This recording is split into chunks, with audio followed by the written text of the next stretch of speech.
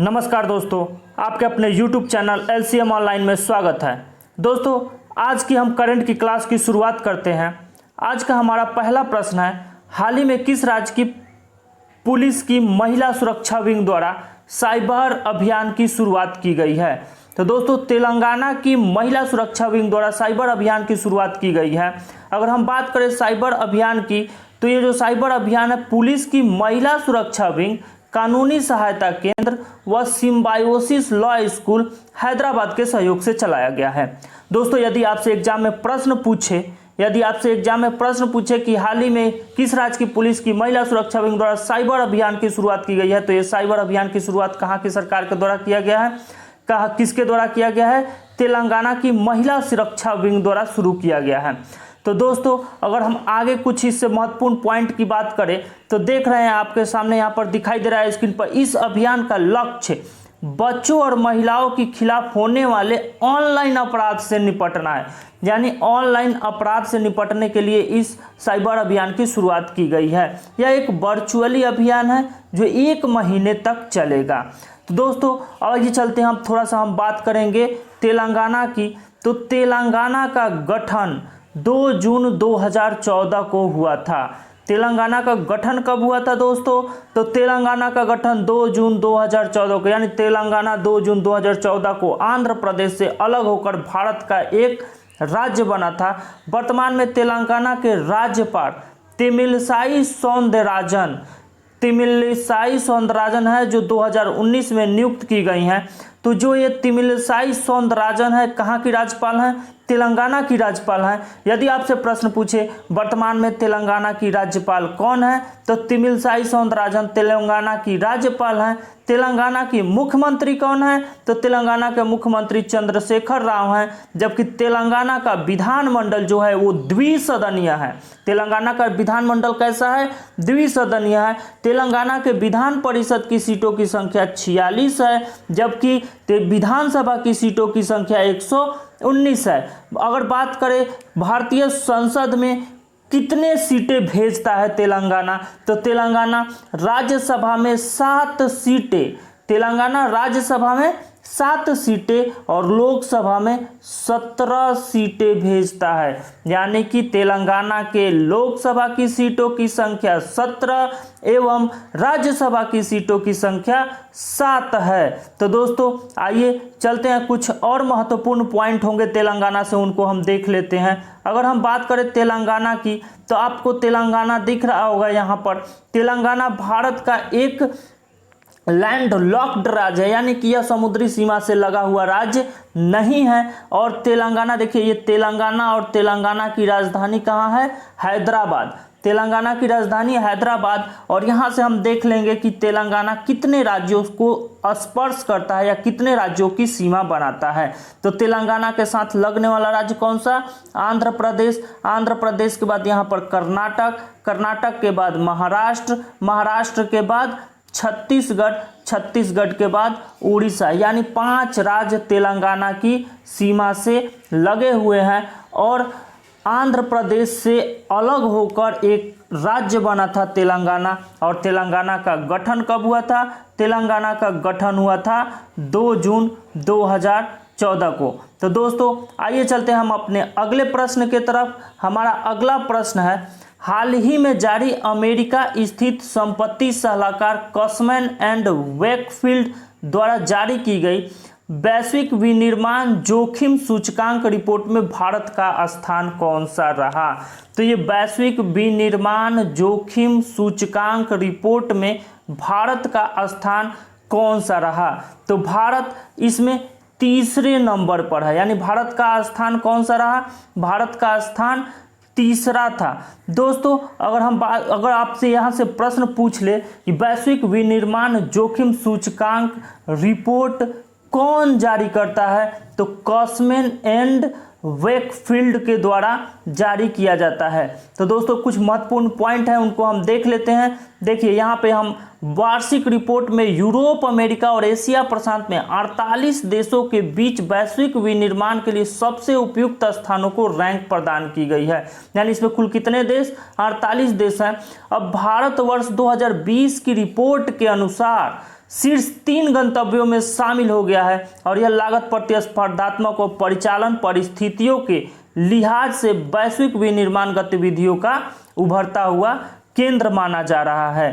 तो दोस्तों अगर हम चलते हैं अगले पॉइंट की तरफ, तो हमारा जो ये अगला पॉइंट है आपके सामने दिख रहा है कि ग्लोबल मैन्युफैक्चरिंग रिस्क इंडेक्स 2020 में चीन और संयुक्त राज्य अमेरिका क्रमशः शीर्ष 2 स्थानों पर बरकरार है। यानी कि ग्लोबल मैन्युफैक्चरिंग रिस्क इंडेक्स 2020 में चीन प्रथम स्थान पर है, संयुक्त राज्य अमेरिका द्वितीय स्थान पर है। तो दोस्तों अब आइए चलते हैं अपने अगले प्रश्न की तरफ। हमारा अगला प्रश्न है, अंतर्राष्ट्रीय ओलंपिक समिति IOC यानी इंटरनेशनल ओलंपिक कमेटी ने 2022 में होने वाले युवा ओलंपिक खेलों 2022 में होने वाले युवा ओलंपिक खेलों को कब तक के लिए स्थगित करने की घोषणा की है। तो दोस्तों ये 2026 तक स्थगित कर दिया गया है IOC यानी अंतर्राष्ट्रीय ओलंपिक समिति द्वारा ये जो युवा ओलंपिक खेल हैं। अभी दोस्तों कुछ दिन पहले आप लोगों ने देखा होगा टोक्यो ओलंपिक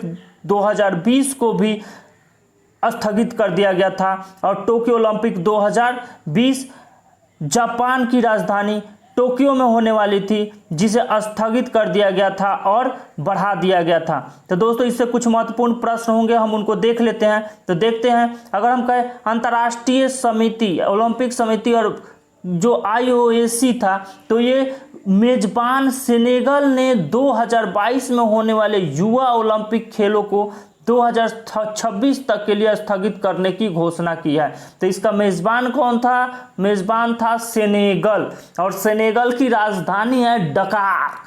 दोस्तों डकार सेनेगल की राजधानी है। और ये खेल जैसे कि अगर हम बात करें ये युवा ओलंपिक खेल की, तो 2022 में होने वाला था, जिसे 2026 तक के लिए स्थगित करने की घोषणा कर दी गई है। तो दोस्तों आइए चलते हैं और इसे थोड़ा सा हम देखेंगे मैप के माध्यम से। मैप के माध्यम से हम आपको बताना चाहेंगे सेनेगल कहाँ स्थित है। देखिए सेनेगल अफ्रीका महाद्वीप में स्थित एक देश है जो अफ्रीका के पश्चिम में स्थित है। और ये जो सेनेगल दिखाई दे रहा है ये सेनेगल है और सेनेगल की राजधानी डकार, ये जो अटलांटिक महासागर पर स्थित है, जो अटलांटिक महासागर, ये देखिए ये डकार स्थित है और ये सेनेगल, तो सेनेगल की राजधानी डकार और डकार। अगला प्रश्न है नेल्सन मंडेला अंतर्राष्ट्रीय दिवस कब मनाया जाता है। तो नेल्सन मंडेला अंतर्राष्ट्रीय दिवस 18 जुलाई को मनाया जाता है। 18 जुलाई को अंतर्राष्ट्रीय नेल्सन मंडेला दिवस मनाया जाता है। दोस्तों नेल्सन मंडेला कौन थे? नेल्सन मंडेला दक्षिण अफ्रीका के प्रथम आश्वेत भूतपूर्व राष्ट्रपति थे। राष्ट्रपति बनने से पूर्व वे दक्षिण अफ्रीका में सदियों से चल रहे रंगभेद का विरोध करने वाले अफ्रीकी नेशनल कांग्रेस और इसके सशस्त्र गुट उमखोतो एवं सिजेओ के अध्यक्ष थे। दक्षिण अफ्रीका एवं समूचे विश्व में रंगभेद का विरोध करने के प्रतीक बन गए। अगर इसे सबसे ज़्यादा प्रश्न यही पूछा जाएगा आपके एग्जामों में कि संयुक्त राष्ट्र संघ ने उनके जन्मदिन को नेल्सन मंडेला अंतर्राष्ट्रीय दिवस के रूप में मनाने का निर्णय लिया है। यहाँ से कहे कि ये नेल्सन मंडेला अंतर्राष्ट्रीय दिवस मनाने की घोषणा किसने की? तो नेल्सन मंडेला अंतर्राष्ट्रीय दिवस मनाने की घोषणा दोस्तों किसने की थी? संयुक्त राष्ट्र संघ ने किया था। अगर हम आगे चलते हैं अपने अगले प्रश्न की तरफ। अगला प्रश्न बहुत ही महत्वपूर्ण है, कोई भी एग्जाम हो, किसी भी एग्जाम के लिए ये महत्वपूर्ण प्रश्न है।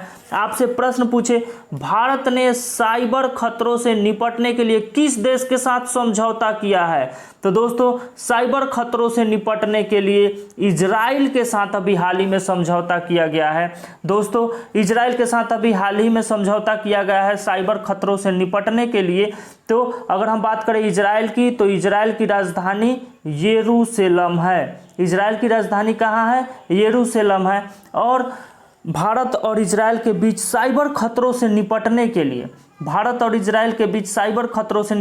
लिए यह समझौता किया गया है। तो दोस्तों चलते हैं अपने अगले प्रश्न की तरफ। हमारा अगला प्रश्न है किस राज्य में स्मृति वन का उद्घाटन किया गया? दोस्तों ये स्मृति वन का उद्घाटन किया गया है अभी हाल ही में। तो स्मृति वन का उद्घाटन कहाँ किया गया? तो स्मृति वन का उद्घाटन उत्तराखंड में किया गया।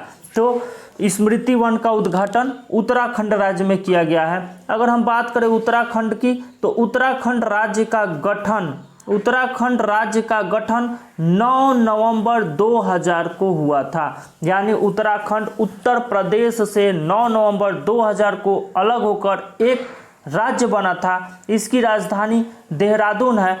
उत्तराखंड को पहले उत्तरांचल के नाम से जाना जाता था, लेकिन सन 2007 के बाद से इसे उत्तराखंड के नाम से जाना जाता है। यानी 2007 में उत्तरांचल का नाम बदलकर उत्तराखंड रख दिया गया था। तो दोस्तों उत्तराखंड को देवभूमि के नाम से भी जाना जाता है। यदि आपसे प्रश्न पूछे देवभूमि किसे कहा जाता है, तो देवभूमि के नाम से उत्तराखंड को जाना जाता है। और यहाँ पर कई धार्मिक स्थल हैं। अगर हम बात करें कि उत्तराखंड की सर्वाधिक ऊंची चोटी, तो सर्वाधिक ऊंची चोटी नंदा देवी है। नंदा देवी उत्तराखंड की सबसे ऊंची चोटी है, जबकि कामेट, बद्रीनाथ और बद्रीनाथ के बाद केदारनाथ, पंचाचूली, गंगोत्री, यमुनोत्री, ये सब प्रमुख ऊंची ऊंची चोटियाँ उत्तराखंड में ही स्थित है। दोस्तों अगर हम बात करें बद्रीनाथ की, तो बद्रीनाथ के संतोपथ हिमानी से ही अलकनंदा नदी निकलती है, जबकि केदारनाथ और पंचाचूली ये भी उत्तराखंड में स्थित है। दोस्तों अगर हम बात करें आगे बंदरपूछ और गंगोत्री, देखिए बंदरपूछ और गंगोत्री बहुत ही महत्वपूर्ण है आपके एग्जाम के दृष्टिकोण से। आपसे कहे बंदरपूछ से कौन सी नदी निकलती है, तो बंदरपूछ से यमुना नदी निकलती है। गंगोत्री से कौन नदी निकलती है, तो गंगोत्री से गंगा नदी निकलती है। अगर हम आगे चलते हैं ये उत्तराखंड से, अब हम बात करेंगे अपने अगले प्रश्न की तरफ। भारत ने रणनीतिक पेट्रोलियम रिजर्व विकसित करने के लिए किसके साथ समझौता किया है? तो भारत ने रणनीतिक पेट्रोलियम रिजर्व विकसित करने के लिए किसके साथ समझौता किया है? तो रणनीतिक पेट्रोलियम रिजर्व विकसित करने के लिए अमेरिका के साथ समझौता किया है।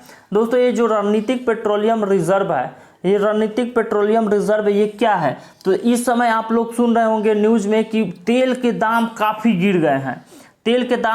गिर गए हैं। तो भारत अपने तेल के भंडार को बढ़ा रहा है, और इसलिए विदेशों में, पहले सिर्फ देशों में ही तेल के भंडार किए जाते थे, लेकिन अब रणनीतिक साझेदार के रूप में अमेरिका को शामिल किया है, और अमेरिका में तेल के भंडार किए जाएंगे। तो वही रेल के रणनीतिक साझेदार के रूप में भारत ने अमेरिका को चुना है। अब इससे कुछ महत्वपूर्ण प्रश्न होंगे जो आपके एग्जाम में बार बार पूछे जाएंगे। जैसे यहाँ से हम देखेंगे कि हाल ही में भारत और अमेरिका ने अमेरिका की धरती पर पेट्रोलियम भंडार पर चर्चा शुरू करने के लिए समझौता ज्ञापन पर हस्ताक्षर किए। एक आभासी US India strategic energy partnership ministerial का आयोजन केंद्रीय पेट्रोलियम मंत्री और प्राकृतिक गैस मंत्री धर्मेंद्र प्रधान। भारत के पेट्रोलियम और प्राकृतिक गैस मंत्री कौन है? धर्मेंद्र प्रधान। और अमेरिका के ऊर्जा और सचिव डैन ब्रोइलेट जो अमेरिका के ऊर्जा सचिव है, भारत के प्राकृतिक गैस मंत्री श्री धर्मेंद्र प्रधान के बीच यह समझौता हुआ है। अब यह समझौता हुआ है तो जो हम तेल के भंडार करते हैं, तो उस तेल के भंडार करने के लिए कौन सी कंपनी भारत की जो सरकारी कंपनी है कार्यरत है? तो यहाँ से हम कहें भारतीय सामरिक पेट्रोलियम रिजर्व लिमिटेड, यानी Indian strategic petroleum reserve limited, ये ISPRL है, जो भारतीय सामरिक पेट्रोलियम रिजर्व लिमिटेड ये एक सरकारी कंपनी है जो पेट्रोलियम भंडार को बनाए रखने के लिए जिम्मेदार है। तो दोस्तों यदि आपसे प्रश्न पूछे कि पेट्रोलियम रिजर्व को बनाए रखने के लिए भारत की कौन सी कंपनी कार्यरत है, तो वो भारतीय सामरिक पेट्रोलियम रिजर्व लिमिटेड है, जो तेलों के भंडार पर नियंत्रण करती है। अगर हम कहें कि कौन कौन से स्थान पर वर्तमान में भारत में तेलों को तेलों को भंडारित किया जाता है? तो कच्चे तेल का भंडारण मैंगलोर में, पंडूर और विशाखापट्टनम जैसे 3 भूमिगत स्थानों पर होता है। अगर भारत के पूर्वी और पश्चिमी तटों पर स्थित है और रिफाइनरियों के लिए आसानी से उपलब्ध हो जाता है। तो दोस्तों चलते हैं अपने अगले प्रश्न की तरफ। हमारा अगला प्रश्न है ओसुका रापुंडा। ओसुका रापुंडा किस देश की पहली महिला राष्ट्रपति बनी है? तो दोस्तों नाम एकदम मज़ेदार है। ओसुका रापुंडा किस देश की महिला राष्ट्रपति बनी है? तो ये बनी है गैबन देश की महिला राष्ट्रपति। तो आपसे प्रश्न पूछे गैबन की पहली महिला राष्ट्रपति कौन बनी है? तो गैबन की पहली महिला राष्ट्रपति ओसुका रापुंडा बनी है। और ओसुका रापुंडा जब ये पहली महिला राष्ट्रपति बनी है तो दोस्तों अगर आपसे प्रश्न पूछे गैबन किस महाद्वीप में स्थित है? तो गैबन अफ्रीका महाद्वीप में स्थित है। गैबन की राजधानी कहाँ है? तो गैबन की राजधानी लिब्रेविले गैबन की राजधानी है, जबकि राष्ट्रपति अली बागो ओडिम्ब राष्ट्रपति थे, जो कार्यवाहक राष्ट्रपति थे। इनके स्थान पर अब ओसुका रापुंडा को गैबन का राष्ट्रपति के रूप में चयन कर लिया गया है। तो दोस्तों हम गैबन को देखेंगे मैप के माध्यम से। गैबन एक अफ्रीका महाद्वीप में स्थित देश है। अगर हम बात करें गैबन की तो गैबन आपको यहाँ पर ये वाला जो हिस्सा है ये गैबन है। गैबन अटलांटिक महासागर के तट पर स्थित है। तो गैबन अफ्रीका महाद्वीप में स्थित एक देश है जिसकी राजधानी लिब्रेविले है और हाल ही में वहां की राष्ट्रपति पहली महिला राष्ट्रपति बनी है ओसुका रापुंडा। अगर हम बात करें अगले प्रश्न की तरफ तो हमारा अगला प्रश्न है रक्षा मंत्रालय ने हाल ही में तीनों सेनाओं को उनकी जरूरत के आधार पर कितने करोड़ रुपए तक की रक्षा खरीद की मंजूरी दी है? तो दोस्तों रक्षा मंत्रालय ने अभी हाल ही में तीनों सेनाओं के उनकी ज़रूरत के आधार पर लगभग 300 करोड़ रुपए के रक्षा खरीद की मंजूरी दे दी है। तो यदि आपसे प्रश्न पूछे कि हाल ही में रक्षा मंत्रालय ने तीनों सेनाओं की उनकी ज़रूरत के आधार पर कितने करोड़ रुपए तक की खरीद की मंजूरी दी है, तो 300 करोड़ रुपए तक की खरीद की मंजूरी दे दी है। आज के लिए बस इतना ही।